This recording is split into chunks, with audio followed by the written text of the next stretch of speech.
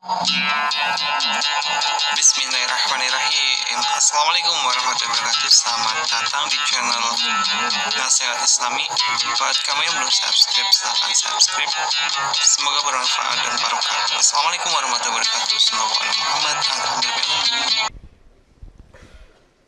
Assalamualaikum warahmatullahi wabarakatuh. Alhamdulillah rabbil alamin. Wassalatu wassalamu ala ashrafil anbiya'i wal mursalin Sayyidina wa habibina wa syafi'ina wa nuri qulubina Muhammad Habibi rabbil alamin wa imamil ghurril muhajjalin wa ala alihi wa sahbihi ajma'in. Subhanaka la ilma lana illa ma 'allamtana innaka antal alimul hakim. Rabbi shrah li sadri wa yassir li amri wahlul 'uqdatam min lisani yafqahu qawli, amma ba'du. Yang sama-sama kita hormati, kita muliakan, kita cintai dan selalu kita harapkan doa mereka dan syafaat mereka kelak nanti di hari kiamat. Para alim ulama, para penyambung lidah Nabi kita Muhammad sallallahu alaihi wasallam, yang dikatakan oleh Nabi sallallahu alaihi wasallam terkait dengan keutamaan mereka, ulama ummati ka anbiya'i Bani Israel. Ulama umatku ini sama seperti para nabi-nabi Bani Israel. Di dalam Bani Israel itu selalu ada nabi-nabi yang diutus untuk satu kaum, untuk satu kota, untuk satu golongan. Maka seandainya masih ada nabi setelah Nabi Muhammad, maka ulama Nabi Muhammad yang ada sekarang bertebaran di mana-mana itu adalah para nabi. Itu maksudnya. Semoga kita benar-benar bisa mengambil kesempatan untuk berdekatan kepada mereka, mengambil hati mereka, berada di dalam hati mereka dan perhatian mereka, sehingga kita semuanya termasuk mendapatkan kebaikan fid dunya wal akhirah. Amin ya rabbal alamin. Dan kita doakan semoga ulama-ulama kita, guru-guru kita, semoga panjang umur, sehat badan, dimudahkan segala urusan, ditambah semangat untuk mengayomi umat. Amin ya rabbal alamin. Terutamanya pembina Majelis Al-Busyra ini, yaitu Kiai Nur Khalis, yang kita doakan semoga kita semuanya seperti beliau, yang termasuk dalam hadis sabda Nabi SAW riwayat Imam Turmudzi, yaitu man tola umruhu, dan nanti akhirnya husnul khotimah. Amin ya rabbal alamin. Begitu pula para asatidz yang lainnya, Kiai Bambang, Kiai Rahmat, dan juga Ustaz Sya'roni, dan semua para ulama yang mohon maaf saya tidak sebutkan satu persatu, yang sama-sama kita muliakan. Para umara yang alhamdulillah di Kabupaten Pasuruan ini luar biasa, umara sama ulamanya itu berjalan bersama-sama, yang menggambarkan nantinya kepada masyarakat bahwasanya masyarakat terayomi, pembinaan iman dan Islamnya oleh ulama terayomi, dan juga keamanan jasmani dan dohirnya terayomi oleh para pejabat-pejabat yang baik. Alhamdulillah sinergi antara ulama dan umara, sampai kemarin kita mengadakan pertandingan ulama umara versi wartawan juga. Alhamdulillah dimenangkan ulama. Jadi tropinya kita bawa ke pondok. Alhamdulillah. Ya, semoga pertandingan-pertandingan berikutnya juga dimenangkan ulama lagi, insyaallah. Terutamanya Bapak Kapolres, saudara kita, dan juga semua jajarannya, serta semua para pejabat, Bapak Binsar, Pak Ahmad, dan juga Pak Munawar, saudara-saudari kami kaum muslimin, kaum muslimat rahimakumullah. Alhamdulillah, patut untuk kita panjatkan puja dan puji syukur kita kehadirat Allah Subhanahu wa taala, di mana kita pada hari-hari ini adalah hari-hari kemerdekaan Republik Negara Indonesia, dan semoga terus NKRI ini tetap dan terus terlaksana sesuai dengan harapan orang tua kita, kakek moyang kita yang telah memperjuangkan negara Republik Indonesia ini. Semoga tetap jaya dan jaya, serta jaya kehidupan dohirnya, jaya kehidupan batinnya, jaya kehidupan ekonominya, jaya pula kehidupan keimanan dan ketakwaannya, insyaallah. Amin ya rabbal alamin. Sehingga negara Indonesia menjadi baldatun thayyibatun wa rabbun ghafur. Dan di dalam rangka kemerdekaan ini juga bertepatan dengan 10 yang terbaik daripada hari-hari Allah. Insyaallah kita akan mulai dari hari esok ya, hari Senin awal Zulhijjah insyaallah. Sehingga kemarin ditetapkan oleh pemerintah, tapi masih tergantung ya, tergantung kepada ru'yahnya. Tapi kalau sudah ditetapkan, mungkin hari ini ditetapkan oleh NU bahwasanya Lebaran antara hari Rabu atau Kamis depan. Semoga kita termasuk yang mendapatkan kemuliaan pada hari-hari ini, karena hari-hari ini merupakan hari-hari yang paling mulia yang Allah berikan kepada kita, dan itu berlandaskan kepada hadis Nabi yang berbunyi, ala fi ayyami dahrikum nafahat ala fata'arradu laha. Ketahuilah, kata Nabi Muhammad, di dalam hari-hari kalian, malam-malam kalian, saat-saat kalian atau bulan-bulan tertentu kalian, itu ada hari-hari, saat-saat di mana Allah lebih mencurahkan lagi rahmatnya, Allah lebih mencurahkan lagi barokahnya, Allah lebih mencurahkan lagi anugerahnya. Sehingga berdasarkan hadis tersebut berarti memang ada waktu-waktu tertentu yang istimewa yang tidak dimiliki pada waktu-waktu yang lain. Ada tempat-tempat tertentu yang diberikan keistimewaan yang tidak kita dapatkan di dalam tempat-tempat yang lain. Oleh karena itu alhamdulillah kita diberikan kesempatan untuk mencicipi insyaallah sampai tuntas, dan bukan cuma setahun ini, sekali ini, tapi bertahun-tahun sampai kita itu cukup amal, setelah panjang umur, sehat walafiat, dan dipastikan dapat ridha Allah, meninggal husnul khatimah insyaallah. Amin ya rabbal alamin. Dari saking mulianya 10 Zulhijjah ini, sampai Allah menjadikan kemuliaan 10 hari yang pertama daripada bulan Zulhijjah untuk dijadikan sebagai sumpah, yaitu disebutkan dalam Al-Quran wal fajri walayalin ashar. Maka walayalin ashar itu adalah maksudnya dari mulai tanggal 1 sampai tanggal 10 itu siang-siangnya mulia, malam-malamnya mulia. Adapun kemuliaan itu Allah sematkan pada hari-hari ini, itu karena sebab di dalam 10 hari ini berkumpul semua amal kebaikan dan sumber kebaikan. Di situ ada puasa. Nanti kita akan dari awal hari memang kita sudah sunahkan puasa. Lebih-lebih nanti hari Tarwiyah dan juga hari Arafah. Yang dikatakan oleh Nabi SAW, yang puasa hari Arafah, maka aku harap dosanya diampuni tahun yang lalu dan tahun yang akan datang. Jadi 2 tahun. Eman kalau kita nggak berpuasa nanti.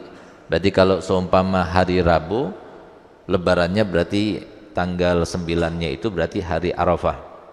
Dan hari Arafah itu bukan hari tepat pada waktu kaum muslimin wukuf di Arafah, tidak.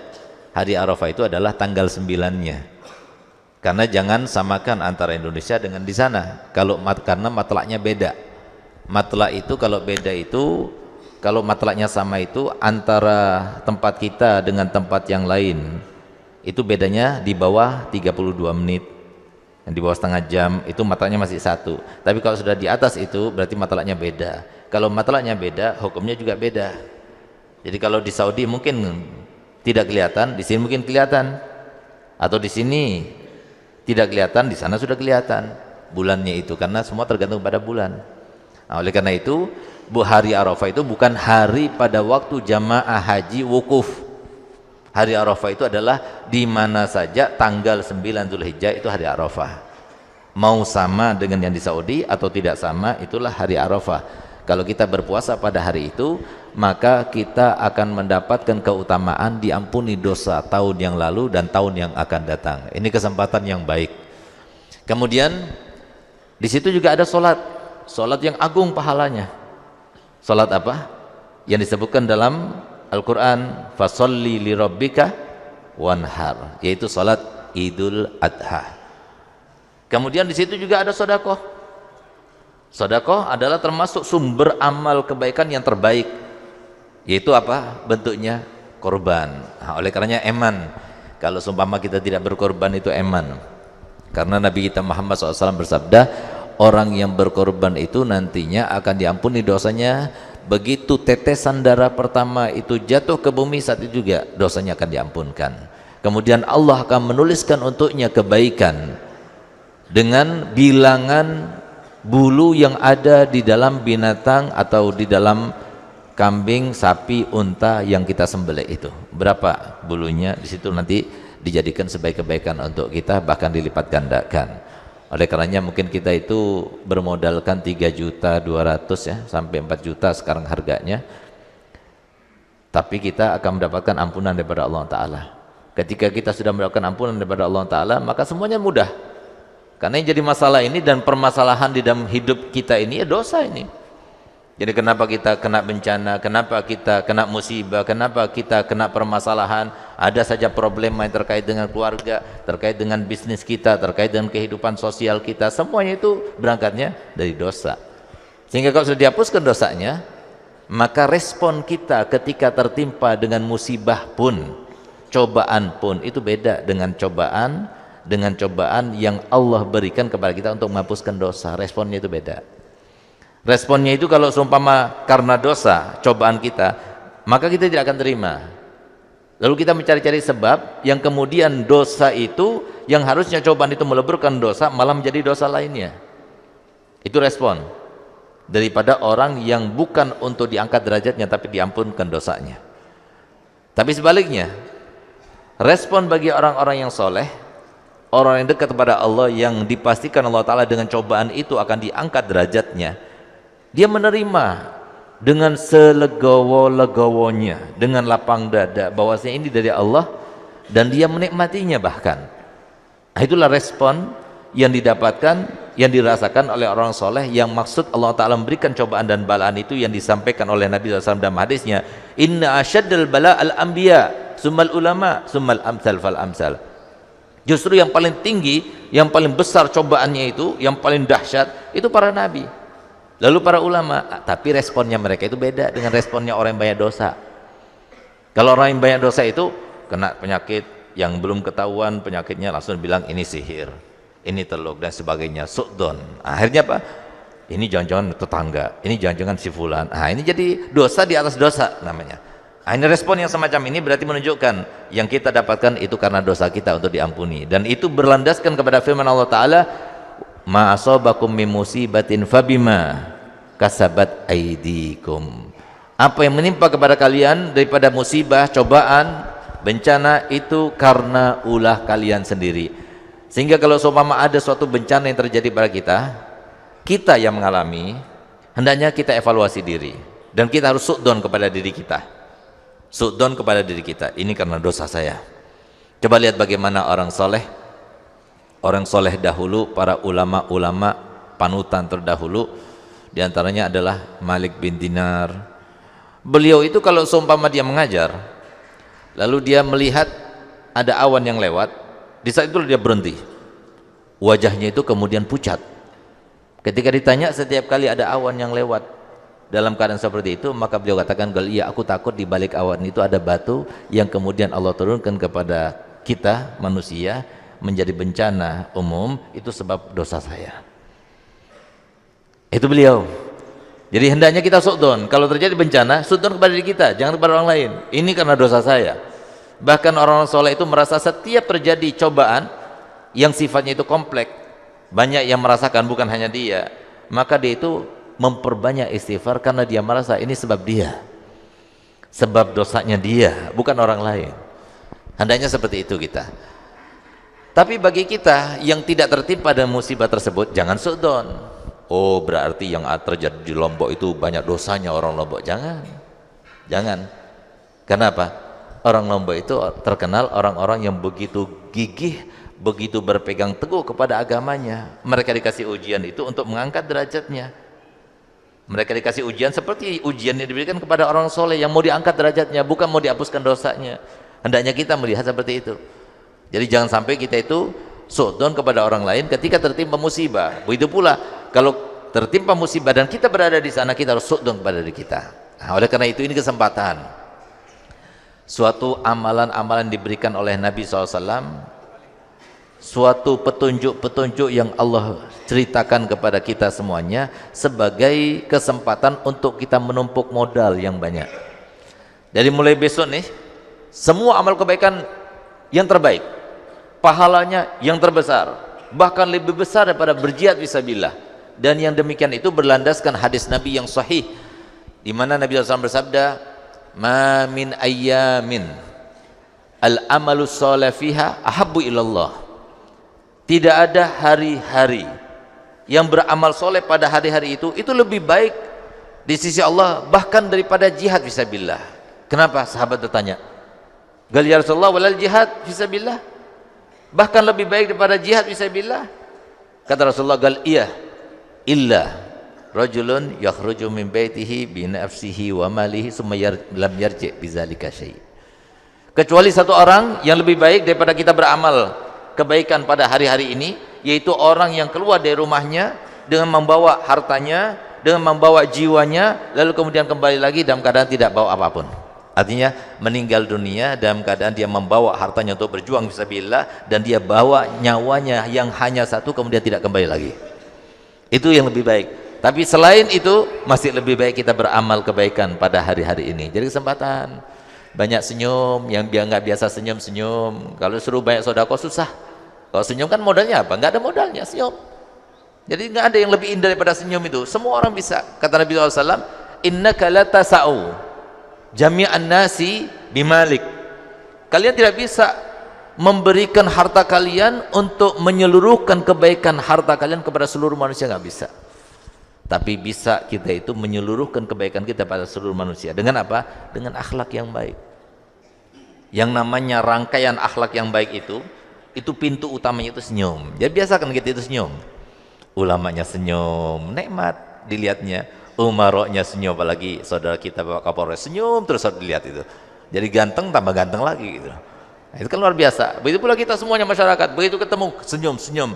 Kata Nabi SAW, "Yakfi minal khair antalqa akhaka biwajhin talik." Cukup, itu dianggap kebaikan oleh Allah Ta'ala. Setiap kali bertemu dengan saudara kamu, maka kamu itu dalam keadaan tersenyum. Nikmat, semua saudara kita, semua yang ada di depan kita, belakang kita, semua saudara kita. Seperti kemarin waktu kita main bola, Masya Allah, itu luar biasa. Makanya saya punya guru Abu Yasin Muhammad Al-Maliki mewajibkan muridnya harus main bola. Kalau nggak main bola bukan muridku. Sempat saya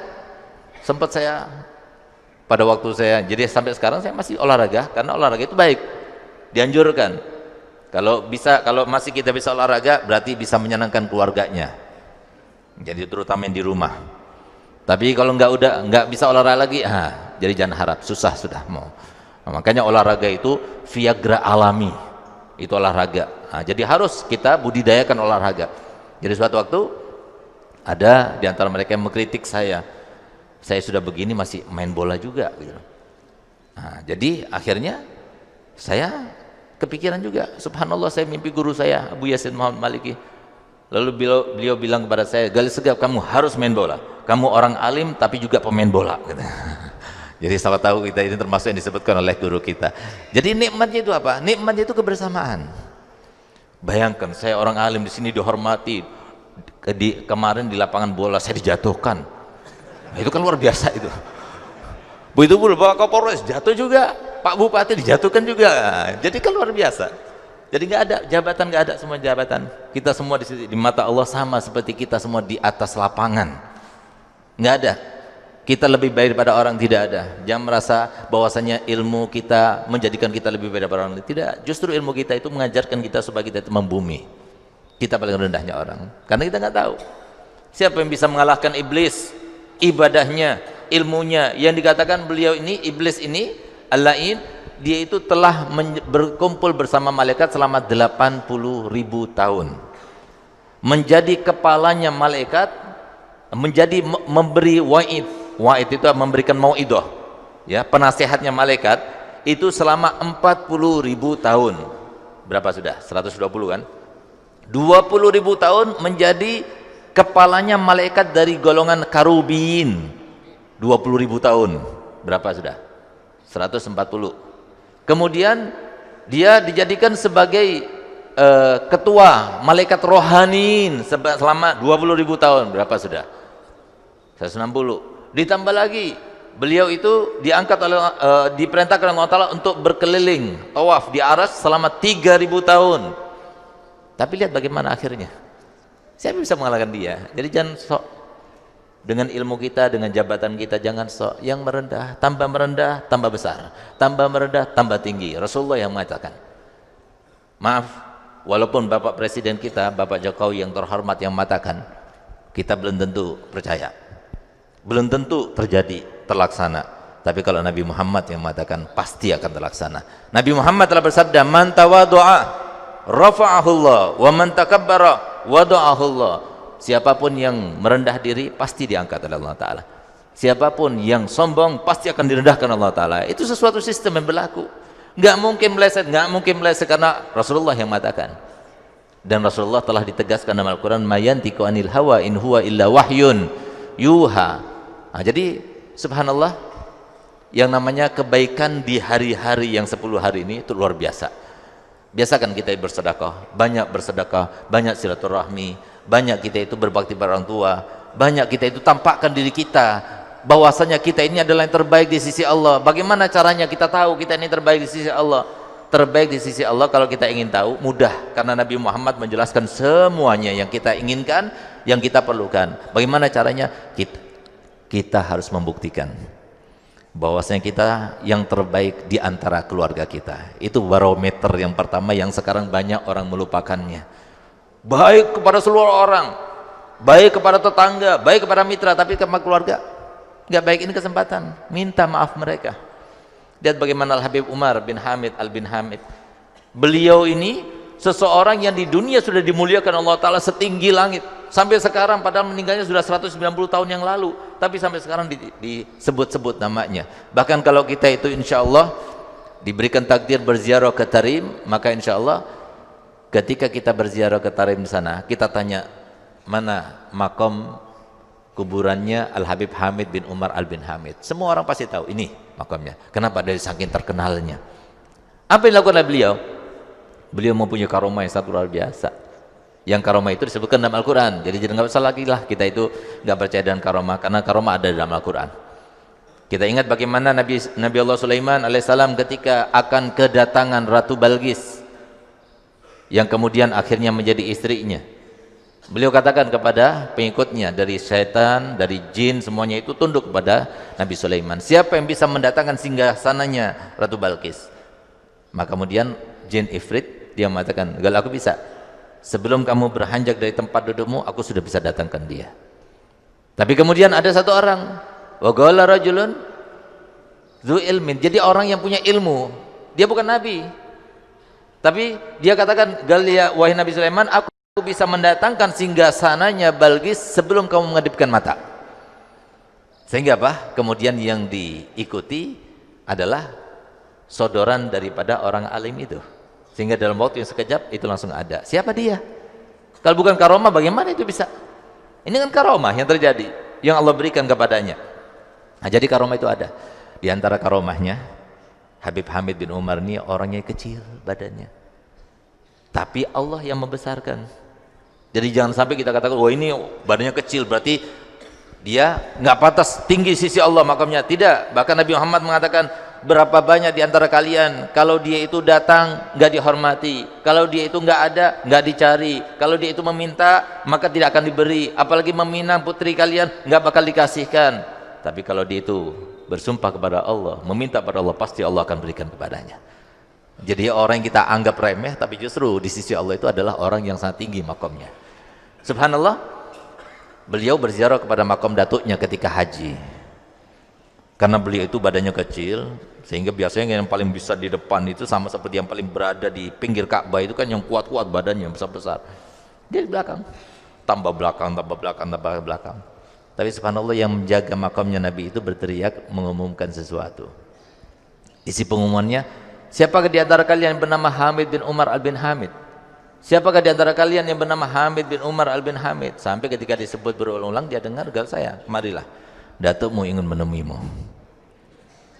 Jadi beliau itu diminta oleh Nabi Muhammad SAW untuk mendekat. Ada riwayat itu tangannya Nabi keluar dan dicium. Itu berbeda dengan karomah yang terjadi pada Imam Rifai. Imam Rifai yang ketika dia itu melaksanakan haji bersama 60.000 pengikutnya dari Baghdad, sehingga dikatakan bahwasanya satu tempat di samping Imam Rifai itu dihargai 1 dinar pada waktu itu. Sehingga pada waktu beliau berada di depan makam Nabi, maka beliau melanturkan syairnya yang sangat terkenal, yaitu fi halatil bu'di ruhi kuntu ursiluha tuqabbilul ardu anni wahya naibati. Ketika aku jauh, wahai Nabi, ruhku aku utus untuk mencium pusaramu. Sekarang aku datang sendiri. Aku datang dengan badanku ini. Famdud yadaka kai tahdhu bihi syafati. Maka hendaknya keluarkan tanganmu supaya bibirku mendapatkan kemuliaan dengan menciumnya. Subhanallah, itu di hadapan orang banyak itu keluar. Dan ini kalau mah diceritakan banyak kitab. Tapi beliau minta, yang Habib Hamid ini bukan beliau minta, Rasulullah yang minta untuk bertemu dengannya, sehingga dia lebih tinggi makamnya. Tapi lihat bagaimana apa yang dilakukan oleh beliau. Apakah yang semacam ini bukan dengan harga yang mahal yang beliau lakukan? Mahal harganya. Di antara harga yang harus dia lakukan, yang beliau itu sandang sehingga dia mendapatkan karomah yang luar biasa, itu setiap hari itu beliau beranjak tidur, beliau duduk termenung, mengevaluasi diri. Dari mulai bangun tidur sampai sekarang ini, apakah ada aku salah kata kepada orang? Apakah ada aku salah tindak pada orang? Kalau dia ingat, dia langsung tinggalkan rumahnya, dia datang ke rumah orang itu dan minta maaf. Tapi kalau dia nggak ingat, nggak berbuat salah kepada manusia yang dia ingatnya, maka kemudian dia itu mengangkat tangannya, gal ya Rabb, saksikan kalau seumpama ada di antara manusia yang berbuat salah kepadaku, baik dohir maupun batin, sengaja atau tidak sengaja, maka saksikanlah aku telah memaafkan mereka semuanya, dan aku tidak akan menuntutnya nanti di hari kiamat. Setelah itu apa yang dilakukannya? Setelah dia evaluasi seperti itu, dia datang kepada istrinya, lalu beliau katakan, wahai istriku, kalau seumpama dari mulai pagi tadi sampai sekarang ini ada kata-kata, tindakan yang kau tidak sukai, atau ada hakmu yang belum aku laksanakan, tolong maafkan suamimu ini. Setiap hari, setiap malam beliau lakukan. Wah, kita pakai merasa gengsi untuk minta maaf kepada istri. Istri kita itu barometer, anak-anak kita itu barometer, orang tua kita itu barometer, saudara kita itu barometer. Kalau kita sudah dikatakan oleh mereka, kamu adalah suami yang terbaik, kamu adalah ayah yang terbaik, kamu adalah anak yang terbaik, kamu adalah tetangga yang terbaik, mereka semua mengatakan demikian, berarti kita juga terbaik sisi Allah. Rasulullah telah bersabda, antum syuhada'ullahi alal ardi, kalian semua adalah saksi-saksi Allah di muka bumi. Ambil hatinya mereka, senangkan mereka. Kadang-kadang kita itu berbuat baik kepada orang lain, sodakohnya kepada orang lain, tapi kepada istri kurang baik. Padahal Nabi SAW ketika ditanya sebaik-baik sodakoh itu apa? Apakah harta yang kita berikan untuk jalan Allah, atau harta yang kita berikan pada miskin, atau harta yang kita berikan kepada para yatim dan sebagainya? Apa kata Muhammad? Sebaik-baik harta yang kalian infakkan adalah harta yang kamu infakkan ke dalam mulut istri kamu. Harus seperti itu. Tapi yang muskilah itu yang nggak punya istri. Ya, semoga kita punya istri dan istri kita panjang umur, sehat walafiat. Nah, jadi semoga kita termasuk yang mendapatkan kemuliaan yang tinggi insyaallah. Nah, pokoknya hari-hari ini kita harus bertambah kebaikannya. Kepada keluarga terutama harus kebaik. Kenapa? Rasulullah telah bersabda, khairukum li ahli wa ana khairukum li ahli. Siapa di antara kalian, siapa di antara kita yang lebih romantis daripada Nabi Muhammad SAW? Nabi kita Muhammad SAW itu bukan pengantin baru ya, bukan hanya di bulan madu ya. Kalau di bulan madu ya semuanya kita juga akan melakukannya. Ini enggak, ini pengantin lawas. Tapi Nabi itu sering mandi bersama istrinya, satu tempat mandi bersama istrinya. Coba sekarang kita mandi sama istri gimana? Nah itu bedanya. Nabi Muhammad ketika Sayyidatuna Maimunah mau naik untanya, maka Nabi Muhammad duduk seperti agak jongkok gitu, kemudian mempersilahkan Sayyidatuna Maimunah untuk naik di atas pahanya supaya mudah naik ke atas untanya. Masya Allah. Adakah di antara kita begitu istri mau masuk kita buka pintunya? Ada banyak. Iya, karena takut sama istri. Bukan karena takut pada istri, tapi karena kita memuliakan istri. Sekarang ini yang banyak seperti itu karena takut pada istri. Kalau nggak dibukakan marah dia. Nah, jadi ayo kita mulai. Ini adalah hari-hari kemerdekaan. Kita merdekakan jiwa kita. Jangan lagi kita itu menjadikan pertimbangan manusia, nggak ada lagi. Tapi yang harus kita pertimbangkan, yang harus kita cari perhatiannya adalah Allah. Allah yang memberikan segalanya, manusia nggak bisa memberikan apapun. Kemuliaan hanya datangnya daripada Allah. Yang memuliakan Allah, yang menghinakan juga Allah. Kita hina karena dosa, kita mulia karena taat. Semoga kita termasuk yang begitu memuliakan hari-hari ini, sehingga nanti kita dalam keadaan termasuk yang berjumpa dengan Allah dalam keadaan membawa amal dan modal yang sangat banyak. Hadirin, hadirat, sahabat-sahabat Al-Busroh yang dimuliakan Allah. Sebagaimana biasa, sebagai paripurna pemahaman kita materi yang beliau sampaikan pada hari ini, kita lanjut pada acara dialog interaktif. Mohon berkenan untuk pertanyaan pertama kepada guru kita Kiai Haji Nur Kholis Mustari. Monggo Pak Yai. Assalamualaikum warahmatullahi wabarakatuh. Waalaikumsalam. Maaf tidak berdiri karena sudah tidak kuat sudah. Tolong supaya dibuka halaman 12. Halaman 12 ini ada doa. Allahumma inni a'udzubika minal hammi wal huzni wa a'udzubika minal ajzi wal kasri wa a'udzubika minal jubni wal bukhri wa a'udzubika min ghalabaini wa qahrir rijal. Qahrir rijal itu maksana laki-laki yang pas bagaimana Al-Habib Sekab bin Hasan Barung, dan bagaimana contohnya qahrir rijal. Karena kalau kita doa kok tidak ngerti maknanya itu sepertinya kurang-kurang pas. Pertama, kedua, biasanya di masjid di Langgar itu ada panitia kurban, dan mereka itu mengumpulkan kulit kurban itu untuk dijual. Niatnya baik untuk buat beduk macam-macam itu. Apa ada solusi untuk membolehkan menjual daging kurban itu bagi panitia? Demikian. Wassalamualaikum warahmatullahi wabarakatuh. Waalaikumsalam warahmatullahi wabarakatuh.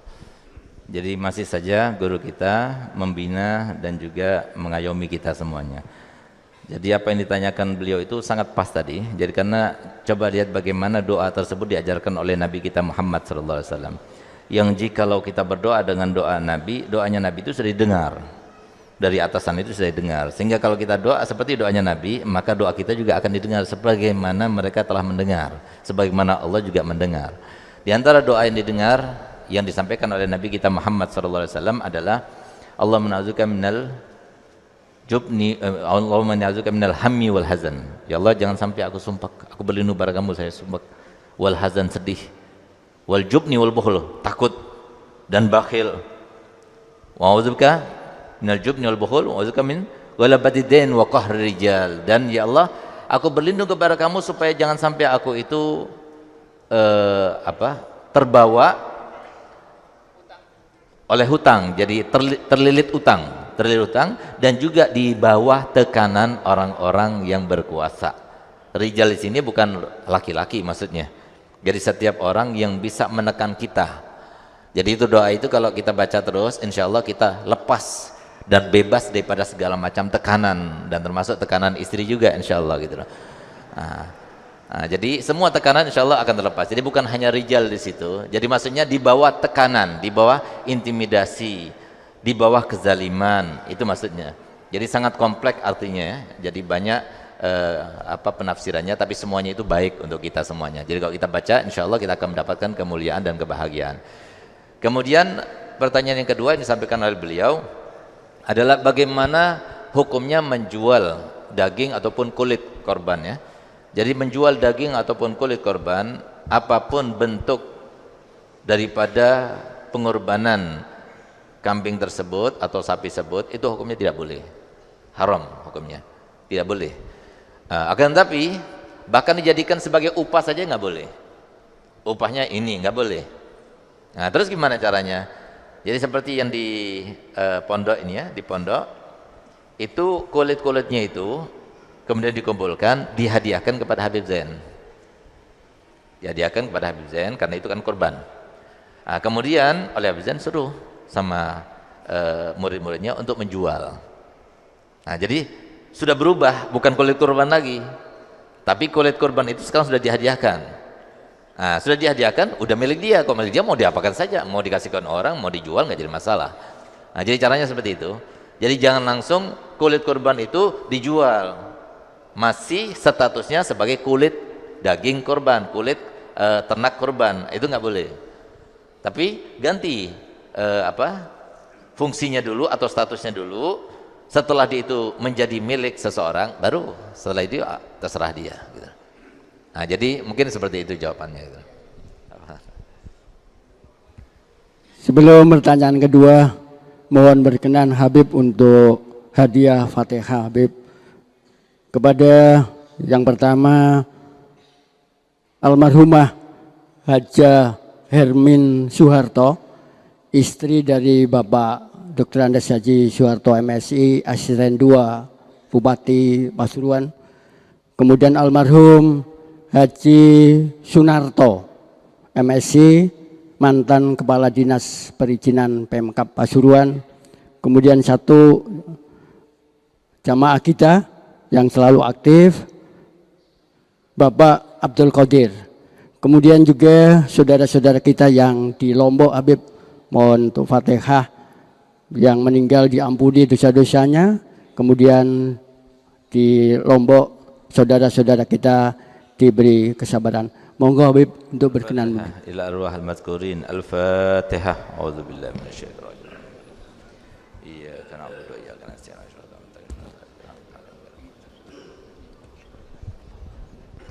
Terima kasih para jamaah pertemuan yang ke-54. Insya Allah nanti Ahad 26 Agustus topiknya adalah peranan generasi Qur'ani dalam berbangsa dan bernegara. Hadir di antara kita para kepala sekolah, wakil kepala sekolah dari SMP Negeri 1 Bangil, SMA 1 Bangil, SMA Al Aziz, SMK Al Madidah dan sekolah-sekolah yang lain. Mohon untuk minggu depan, 2 minggu lagi, mohon mengajak murid-muridnya. Topik ini sangat bagus sekali dalam rangka untuk hubbul waton minal iman. Berikutnya ada yang tanya? Silakan Bapak Abdurrahman TM untuk menanyakan yang kedua.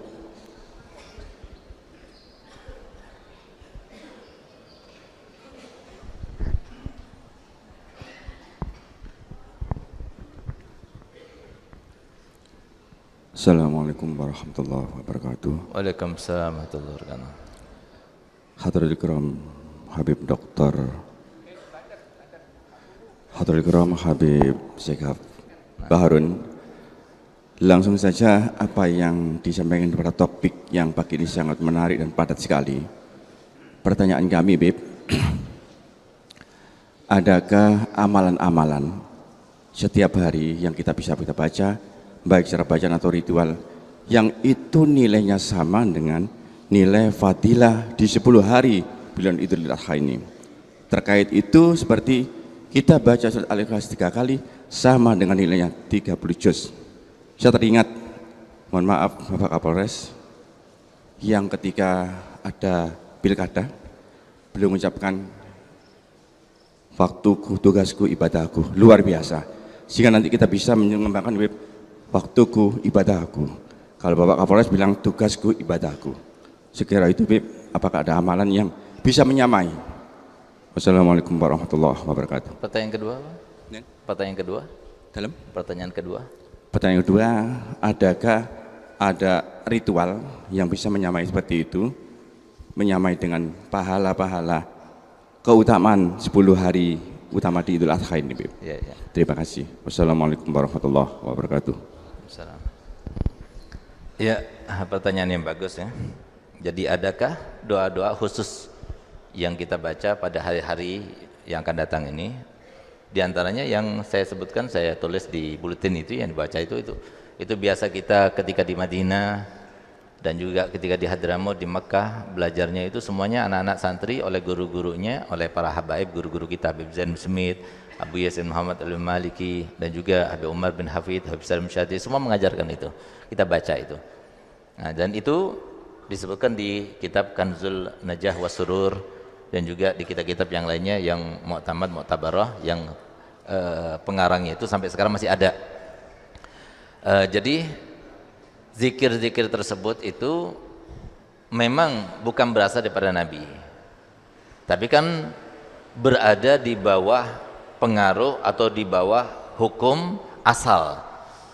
Nah, seperti wadzkur smallahi fi ayyamin ma'dudat, dan perbanyaklah zikir dengan menyebut nama Allah pada hari-hari itu.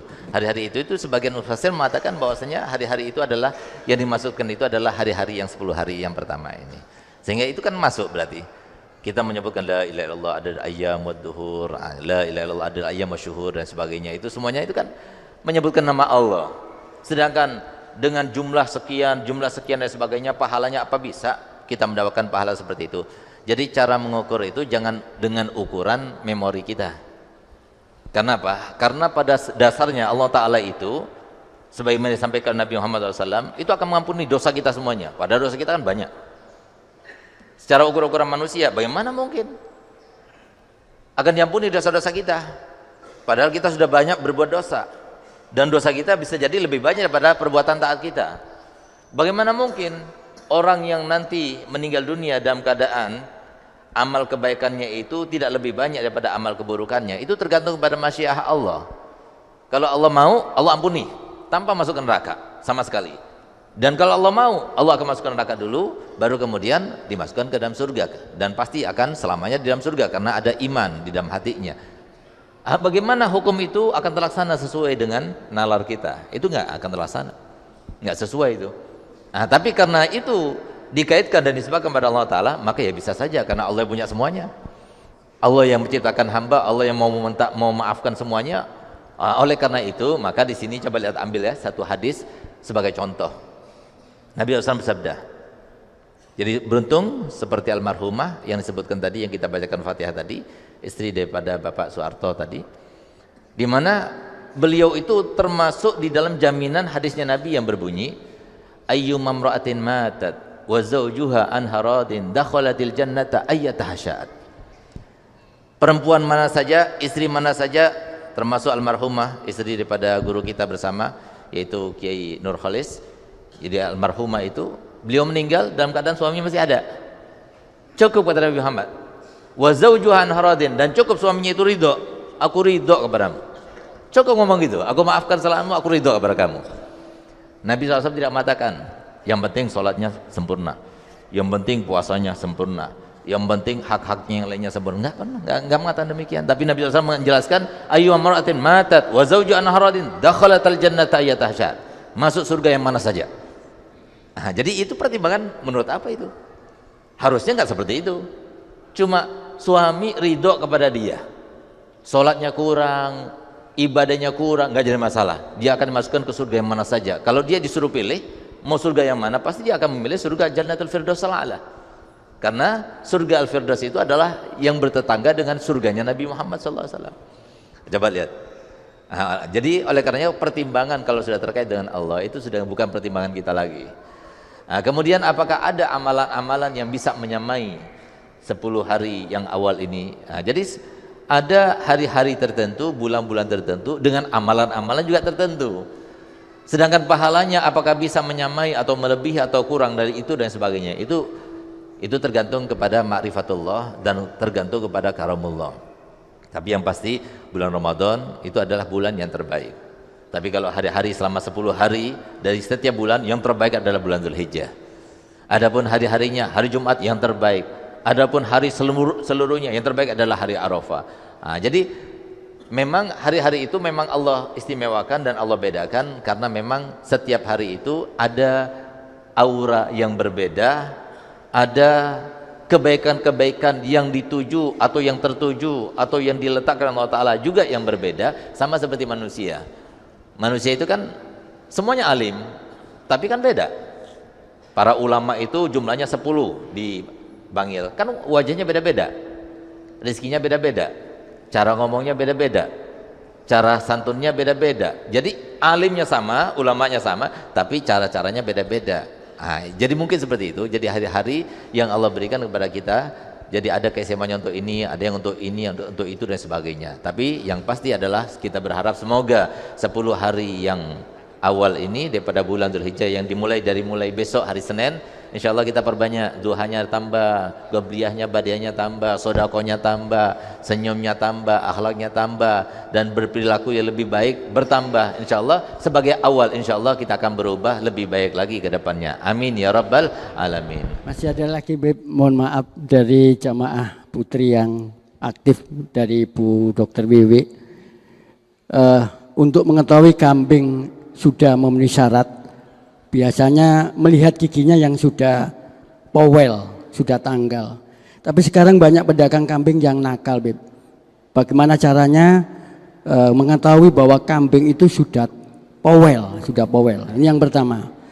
Kemudian yang kedua, korban itu disembelih di hari tasrek, tapi dibagikan setelah hari tasrek, bolehkah pembagiannya di hari tasrek?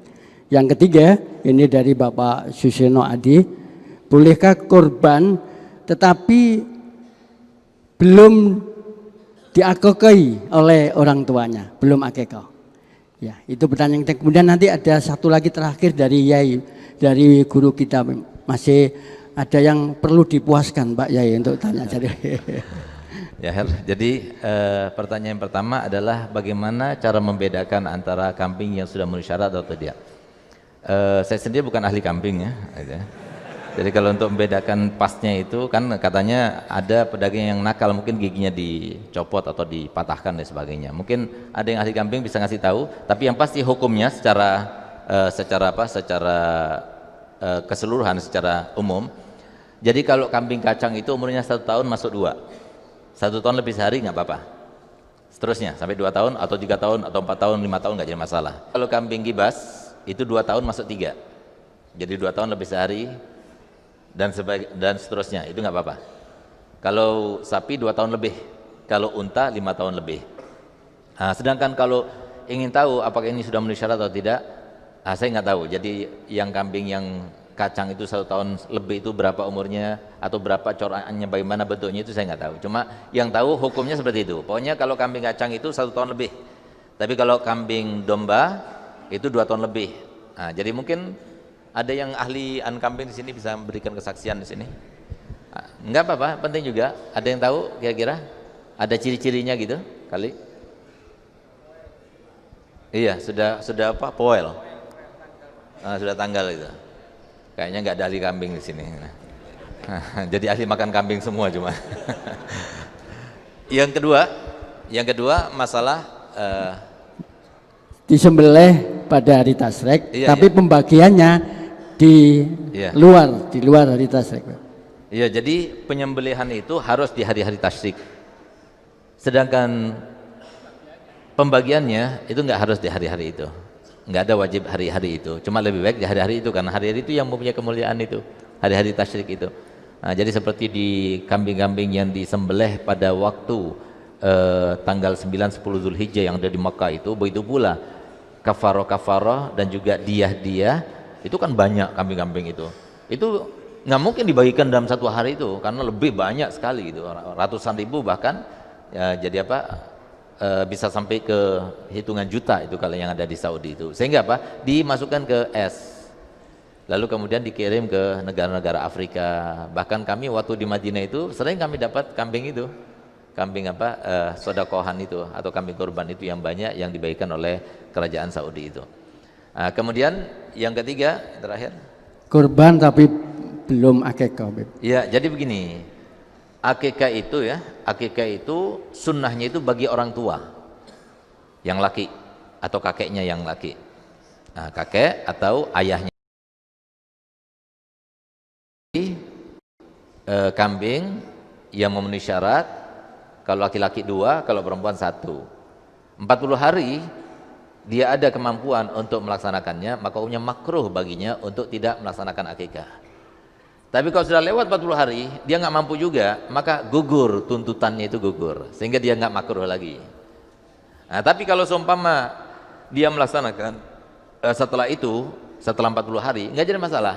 Bahkan disunahkan tetap sama anak itu untuk nantinya dia mengakikahkan dirinya sendiri ketika ayahnya tidak mampu. Tapi tuntutan untuk pelaksanaan penyembelihan kambing akikah itu sudah nggak ada lagi. Jadi diukur selama 40 40 hari dari mulai kelahiran.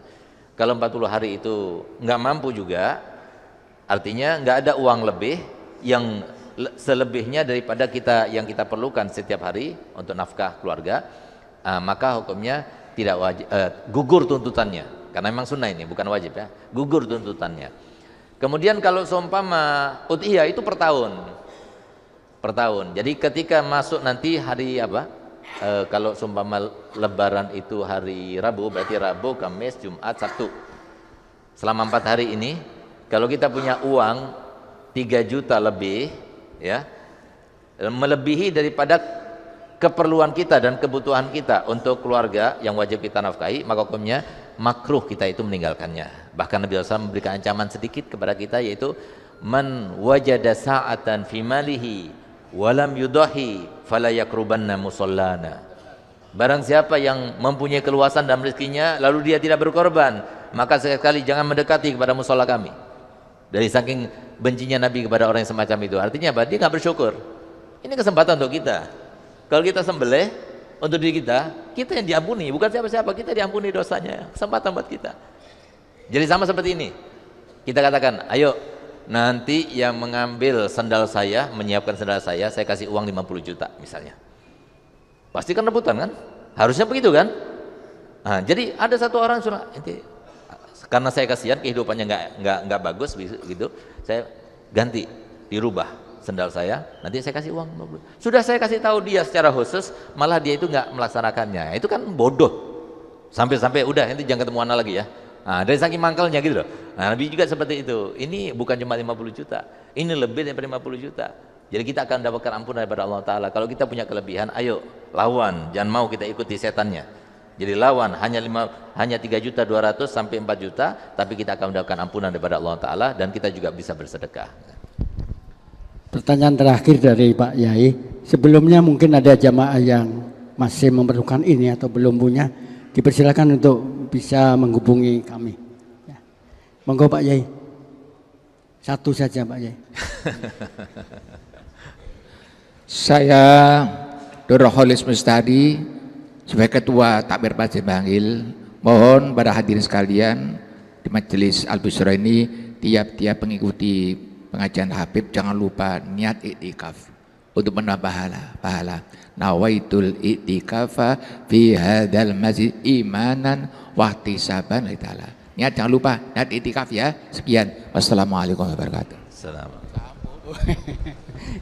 Monggo persiapan untuk sholat duha.